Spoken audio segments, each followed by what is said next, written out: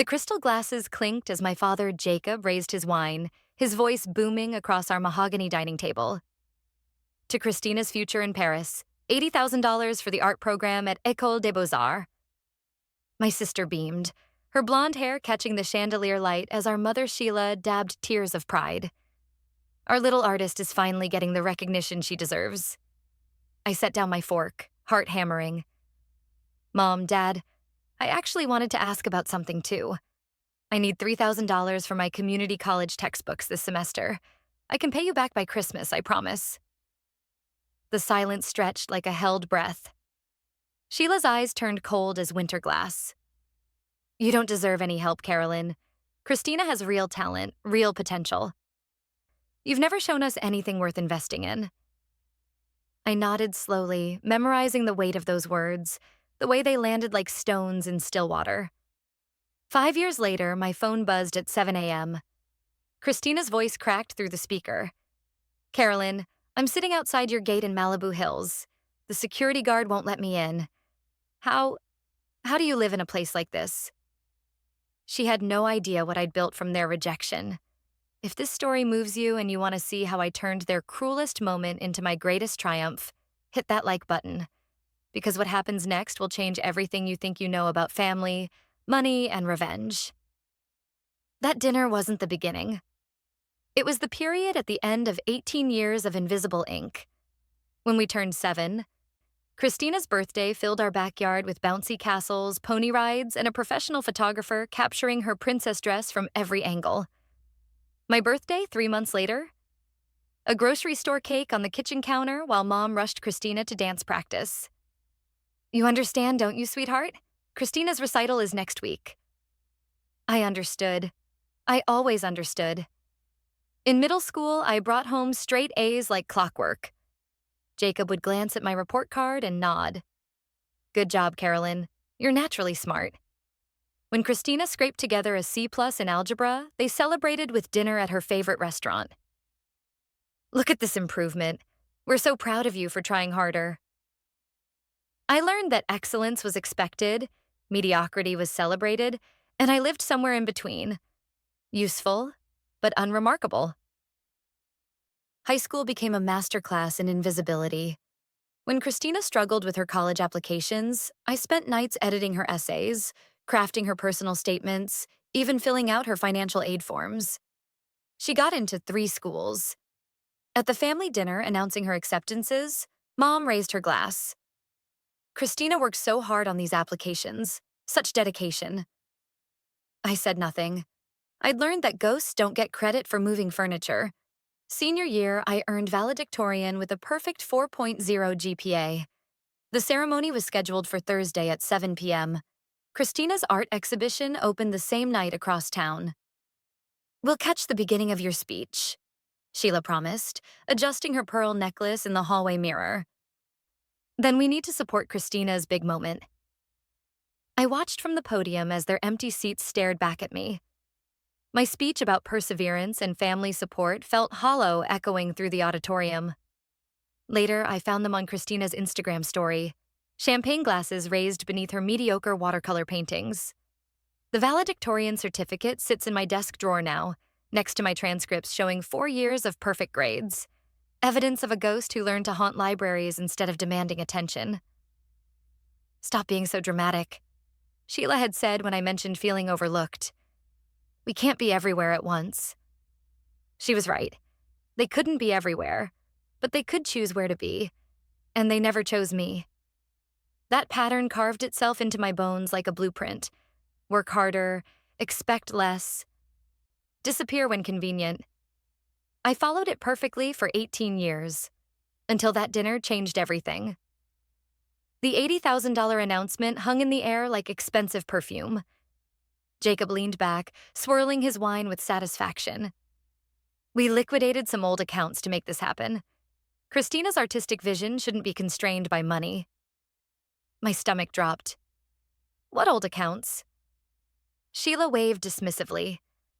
Just some dusty savings bonds, that college fund your grandmother set up years ago. It's been sitting there doing nothing. The room tilted. Grandmother's college fund? The one she left specifically for my education? Carolyn, you're being dramatic again. Jacob sighed. Your grandmother would understand. Christina has real talent that needs nurturing. You'll figure out community college on your own. You always do. I stared at Christina, who was scrolling through Paris apartment listings on her phone, completely oblivious to the fact that my future was funding her fantasy. She left that money specifically for my education, Dad. The letter said education, Sheila interrupted. Christina's artistic development is education. Besides, you're practical. You'll find scholarships, loans, whatever. Christina needs this opportunity now. $25,000. Gone. Spent on Christina's art supplies, studio rentals, and weekend workshops over the past 4 years. My inheritance, my grandmother's final gift to me, dissolved into watercolor paints and canvas. I excused myself quietly, climbed the stairs to my childhood bedroom, and began packing. In the back of my desk drawer, beneath old school papers, I found it. Grandmother's letter in her careful cursive. My dearest Carolyn, this fund is for your college education. You have a brilliant mind that deserves every opportunity. Don't let anyone convince you otherwise. Love always, Grandma Rose. I photographed the letter, then the bank statements I'd found in Dad's office showing the systematic withdrawals. $25,000 drained over 4 years. Evidence of theft disguised as family generosity. Downstairs, laughter echoed from the dining room as Christina showed them virtual tours of Parisian cafes. I folded the letter carefully, placed it in my suitcase next to my valedictorian certificate, and zipped everything closed. The house felt different now. Not like home, but like a crime scene where my future had been murdered by their favoritism. That night, I made a decision that would change everything. But first, I had to disappear completely. My studio apartment in downtown Sacramento measured 400 square feet and smelled like the Chinese restaurant below. Rent, $800 monthly. My entire world fit into one room, a futon that doubled as my desk, a mini fridge stocked with ramen, and a laptop I'd bought with my graduation money. I worked 3 jobs, morning shift at a coffee shop, afternoons tutoring high school math, evenings cleaning office buildings. Every dollar went toward community college tuition and living expenses. While Christina posted Instagram stories from Parisian cafes, I studied financial markets in the public library until closing time. Something about numbers made sense when nothing else did. Stock charts, earnings reports, market trends. They followed logic, not favoritism. I devoured investment books, analyzed company fundamentals, tracked economic indicators with the same obsession I'd once reserved for perfect grades. My economics professor noticed. Carolyn, you should apply for the internship at Morrison & Associates. They're looking for analytical minds. The investment firm occupied 3 floors of a glass tower. I wore my only professional outfit, a black dress from Target, and carried a portfolio of market analysis I'd compiled during sleepless nights. Francesca Morrison was 45, sharp-eyed, with silver hair pulled into a perfect chignon. She flipped through my research on emerging tech stocks, her expression unreadable. You predicted the semiconductor rally 3 months before it happened, she said finally. How? I noticed the supply chain disruptions weren't temporary. Companies were restructuring permanently. The smart money would flow to domestic chip manufacturers. She leaned back. You have an instinct for market patterns most people never develop. Where did you learn this? I learned early that you can't rely on anyone else's money, I replied. So I studied how to make my own. The internship paid $15 an hour. I used my first paycheck to open a brokerage account with $500. Money saved from skipping meals and walking instead of taking buses. My first investment, a small biotech company developing diabetes treatments. I'd researched their clinical trials, analyzed their patent portfolio, studied their management team. The stock doubled in 6 months. Francesca watched my portfolio grow with increasing interest. Most interns lose money their first year. You're up 60%. I reinvested everything, living on ramen and determination. Renewable energy stocks before the government subsidies were announced. Cloud computing companies before the pandemic made remote work essential. each win built on the last, compound interest becoming my religion. Nights I attended MBA classes at the state university. My transcript showed a 3.9 GPA while working 60-hour weeks. Professors used my case studies as examples. Classmates asked for investment advice. By year 2, my portfolio hit $25,000, exactly what my grandmother had left me. I photographed the statement and sent it to her grave.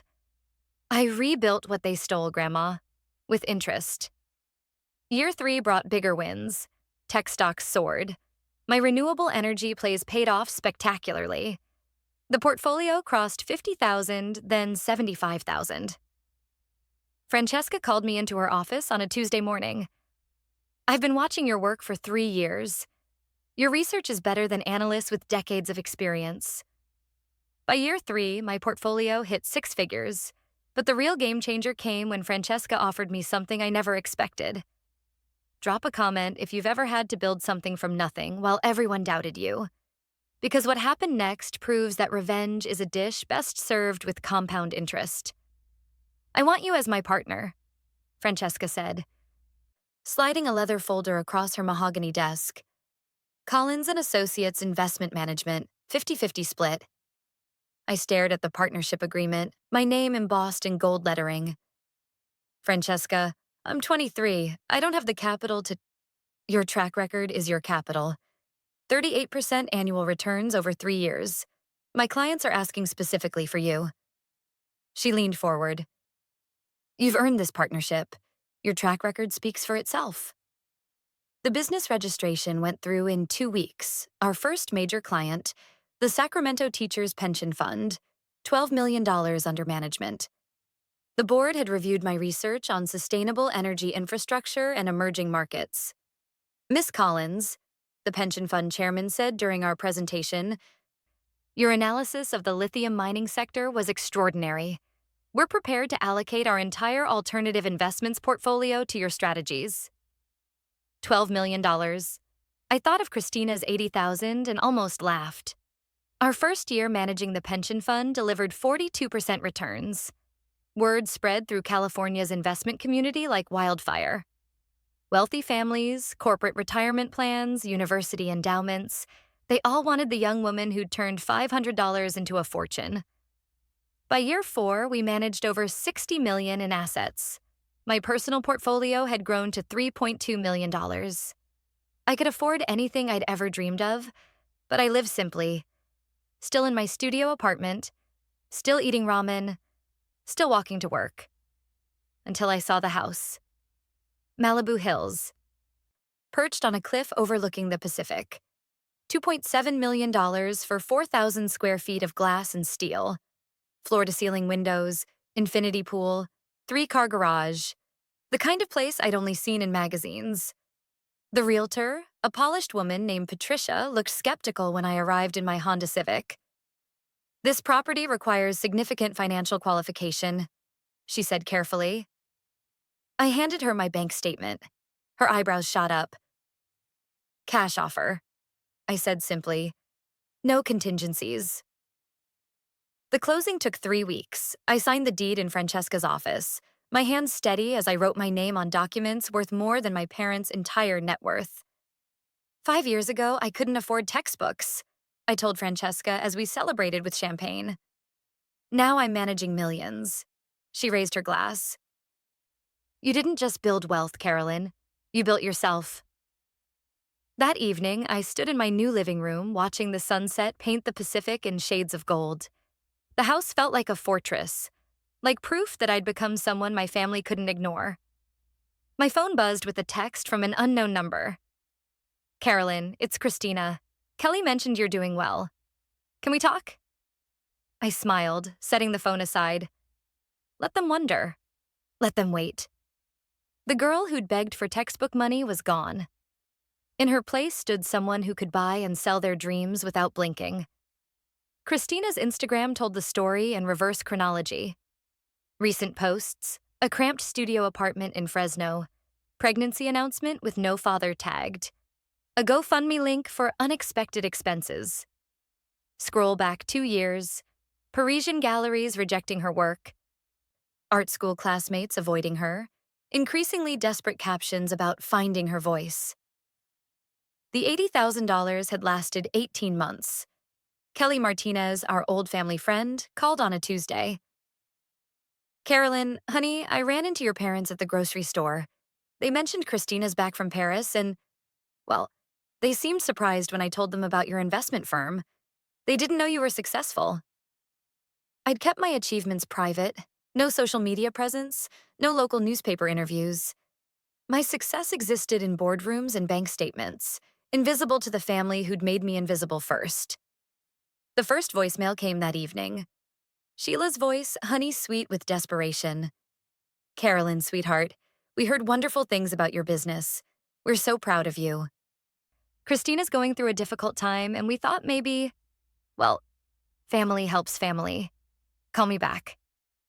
Jacob's message followed. Your mother and I made some mistakes when you were younger. We see that now. But Christina's pregnant and struggling, and you've done so well for yourself. Surely you can spare something for your sister. Blood is thicker than water. I saved every voicemail, every text, evidence of their sudden interest in family bonds. The third week brought a handwritten letter on Sheila's monogrammed stationery. My dearest Carolyn, we've always known you were special. Your success proves what we always believed about your potential. Christina made poor choices in Paris, but she's family. She needs help with medical bills, rent, baby expenses. We know you understand the importance of family loyalty. I photographed the letter next to the one she'd written 5 years earlier, calling me ungrateful and selfish for asking about college money. Finally, they requested a meeting. We sat in the same dining room where they'd announced Christina's funding, the mahogany table polished to mirror brightness. Christina looked exhausted, her artistic confidence replaced by hollow desperation. We made mistakes, Jacob began carefully. We should have supported you more when you were younger. Sheila nodded eagerly. We were so focused on Christina's immediate needs, we didn't see your long-term potential. But family forgives, right? Christina needs help with the baby, and you're in a position to— How much? I interrupted. They exchanged glances. 50,000 would cover everything, Christina whispered. Medical bills, apartment deposit, baby supplies. I smiled, the same small smile I'd worn at that dinner 5 years ago. Interesting. You liquidated my $25,000 inheritance for Christina's art supplies. Now you want 50,000 for her mistakes. The room went silent except for the grandfather clock's steady tick. That's different, Sheila said quickly. You've proven yourself now. You can afford to help. Family helps family, Carolyn, Jacob added. We made mistakes, but Christina needs you now. I stood slowly, smoothing my designer dress. You're right. Family does help family. I learned that lesson perfectly. The Sacramento Education Foundation's annual gala filled the Hyatt ballroom with California's elite. I'd purchased a table for 10, sending invitations to my parents, Christina, and several family friends. A celebration of educational achievement, the invitation read. They came, curious about my sudden generosity. I wore midnight blue silk, my grandmother's pearl necklace catching the chandelier light. From the head table, I watched my family's faces as the evening's program unfolded. Testimonials from scholarship recipients, presentations about educational equity, speeches about investing in overlooked potential. When they announced me as the evening's keynote donor, I walked to the podium with steady steps. The microphone felt cool against my fingers. 5 years ago, I asked my family for $3,000 for college textbooks. I was told I didn't deserve help. My voice carried clearly through the silent ballroom. Tonight, I'm establishing the Rose Collins Memorial Scholarship Fund with an initial donation of $80,000. Gasps rippled through the audience. At table 7, my parents sat frozen. This scholarship is for students whose families don't believe in their potential. For the overlooked children, the practical ones, the ones told to figure it out themselves. I found my mother's eyes across the room. Sometimes the best investment is in yourself. The check appeared on the projection screen behind me. $80,000 signed by Carolyn Collins, the exact amount they'd given Christina. Applause thundered through the ballroom as I returned to my seat. My parents stared, their faces pale with recognition. Christina's mouth hung open. The program listed me as Carolyn Collins, founder and managing partner. Collins and Associates Investment Management. Estimated donation impact: 40 full scholarships for deserving students. If you believe that success is the best revenge, let me know in the comments where you're watching from. Because this story proves that sometimes the people who doubt you the most end up witnessing your greatest triumphs. Morning light streamed through my floor-to-ceiling windows, painting the Pacific in shades of gold. I sat in my home office, coffee steaming beside my laptop, watching the waves roll endlessly toward shore.